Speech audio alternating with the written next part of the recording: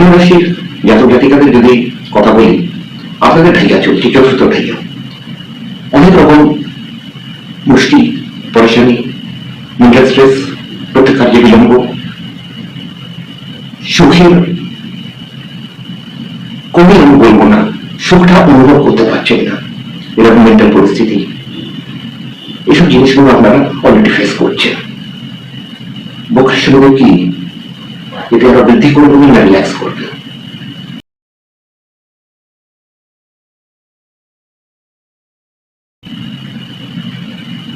দেখুন, শনিদেব আপনার চতুর্থ ভাবেতে গোচর করছেন, মার্গী অবস্থাতে চতুর্থ ভাবে দেখুন ওই বক্রী যখন কোন রাশি পরিবর্তন হবে না, শনিদেবের দৃষ্টি আপনার 6th হাউসের উপরে, আপনার 10th হাউসের উপরে, আর আপনার 1st হাউসের উপরে থাকবে। প্রথম জিনিস এটা হচ্ছে যে এই সময় দেখুন বক্রী গ্রহতে হয় কি, যে বক্রী গ্রহ যেখানে অবস্থিত তার সঙ্গে সঙ্গে নিজের 12th হাউসের 30-40% রেজাল্ট পেতে শুরু করেন। এই সময় আপনার পরাক্রমটা খুব বাড়বে। এটা আলাদা জিনিস, ছোট ভাই বোনদের সঙ্গে আপনার সম্বন্ধ সম্পর্ক খারাপ হবে, হতে পারে, হবে বলে কোন জিনিস মানে হতে পারে, সম্ভাবনা আছে। আপনি যদি সোশ্যাল মিডিয়া, লেখন, consultancy business, even teaching job, এসব জিনিসের সঙ্গে যদি আপনি সম্পর্কিত থাকেন, তাহলে আপনার খুব উন্নতি হবে, আপনার সুখে বৃদ্ধি হবে, পারিবারিক জীবনটা মধুর হবে। যদি আপনি রিয়েল এস্টেটের সম্বন্ধিত কোনো কার্য করেন, ওখানে আপনার আশাতীত উন্নতি হবে। কোন ঋণ যদি আপনি আপনার থাকে, তো সেটা চেষ্টা করবেন রিপে করে দিতে। কারণ এই সময়কার যেটা আমি দেখতে পাচ্ছি যে কোন ঋণ যদি আপনার থাকে, সেই ফাইলটা খুলবে, তো সেটা যদি প্রিপেয়ার থাকবে, সেটা রিপে করে দেবেন। কোনো পুরোনো রোগ আপনার সামনে আসতে পারে, যেটা আপনি ভাবছেন যে ঠিক হয়ে গেছে, সেটা হয়তো আবার আপনার সামনে আসবে।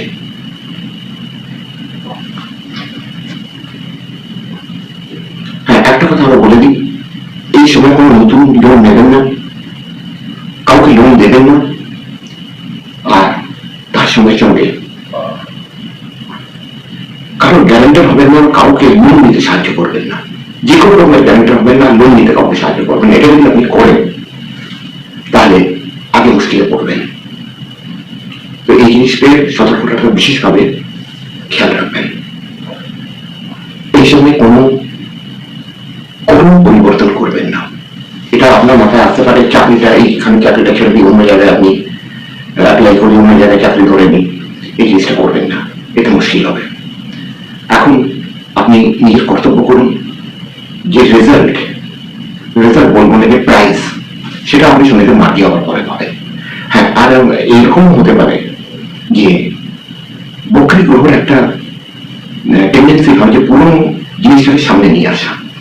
আপনারা যে ফার্মে কাজ করছেন, তার জন্য আপনি অনেক কিছু করেছেন, তো বস হতে পারে আপনার সেই কাজটা ওনার সামনে আসবে, উনি অ্যাপ্রিসিয়েট করবেন, উনি আপনার প্রমোশন করবেন, সম্মানিত করবেন। এইসব জিনিসগুলো আপনার সঙ্গে হতে পারে। বিজনেস চেঞ্জ করবেন না, যে বিজনেস আপনি চেঞ্জ করার কথা ভাবছেন, এই সময়ের মধ্যে সেই বিজনেসে আপনাকে প্রফিট দিতে শুরু করবে। পুরোনো কাজ আপনাকে প্রফিটেবল হবে এই সময়। হ্যাঁ, এটা হতে পারে যে আপনার কাজে একটু বিলম্ব হবে, একটুখানি আপনি স্ট্রেস ফিল করবেন। ন্যাচারালি কাজে বিলম্ব হলে মানুষ স্ট্রেস ফিল করে, ইমিউনিটিটা আপনার বাড়বে, ওতে কোনো সন্দেহ নেই। মানে মিলিয়ে যদি আমি দেখি, তো মার্গী অবস্থা থেকে বক্রী অবস্থায় শনিদেবের এই গোচর আপনার জন্য রিল্যাক্সিং হবে, আপনার জন্য ভালো হবে। ঘাবড়াবেন না, ধৈর্য রাখবেন, কারণ শনিদেব একটা জিনিস শেখান সবাইকে, পেশেন্স রাখবেন।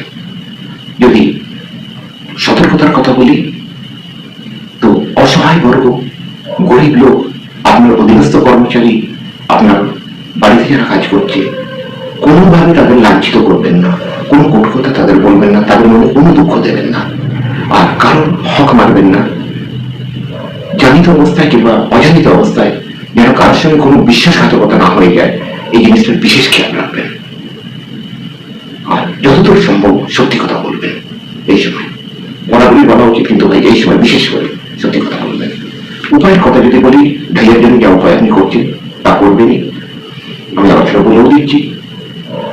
প্রথম জিনিস হচ্ছে শ্রী হনুমান চালিসার পাঠ নিত্য করবেন।